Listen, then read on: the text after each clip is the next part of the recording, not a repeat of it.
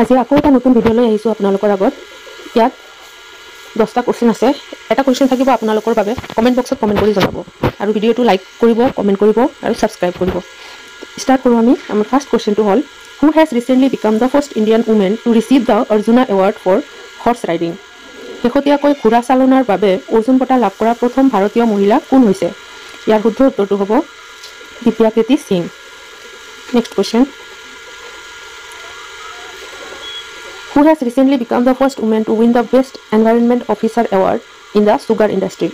শেহতীয়াকৈ চেনী উদ্যোগত শ্ৰেষ্ঠ পৰিৱেশ বিষয়া বঁটা লাভ কৰা প্ৰথমগৰাকী মহিলা কোন হৈছে? ইয়াৰ শুদ্ধ উত্তৰটো হ'ব দীপা ভাণ্ডাৰী। Next question, where has DRDO successfully tested the new generation Akash missile recently? DRDOয়ে শেহতীয়াকৈ নতুন প্ৰজন্মৰ আকাশ মিছাইলৰ সফল পৰীক্ষা ক'ত কৰিছে? ইয়াৰ শুদ্ধ উত্তৰটো হ'ব Chandipur, Orissa.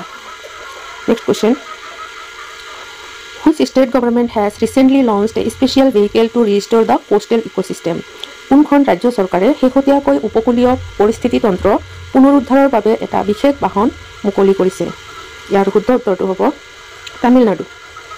Next question, where has the world record for installation of the longest solar light line been made recently?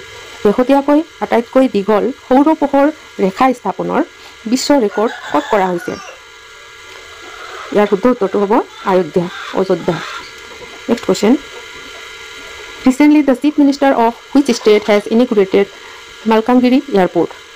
শেহতীয়াকৈ কোনখন ৰাজ্যৰ মুখ্যমন্ত্ৰীয়ে মালকানগিৰি বিমানবন্দৰ উদ্বোধন কৰিছে? ইয়াৰ শুদ্ধ উত্তৰটো হ'ব Orissa. Next question, who has recently won the CNN News 18 Indian of the Year 2023 award? শেহতীয়াকৈ কোনে CNN News 18 Indian of the Year 2023 বঁটা লাভ কৰিছে? ইয়াৰ শুদ্ধ উত্তৰটো হ'ব Shahrukh Khan. Next question, who has recently released the book title Modi Energizing a Green Future? শেহতীয়াকৈ মোদী এনাৰ্জাইজিং এ green future শীৰ্ষক কিতাপখন কোনে মুকলি কৰিছে? ইয়াৰ শুদ্ধ উত্তৰটো হ'ব Bhupendra Yadav. Next question, recently GRSE has আনভেইলড the first next generation electric ferry of which state? শেহতীয়াকৈ GRSE কোনখন ৰাজ্যৰ প্ৰথম পৰৱৰ্তী প্ৰজন্মৰ বৈদ্যুতিক ফেৰী উন্মোচন কৰিছে? ইয়াৰ শুদ্ধ উত্তৰটো হ'ব Paschimbanga. Next question, where have the Coast Guard of India and Japan conducted joint exercises recently?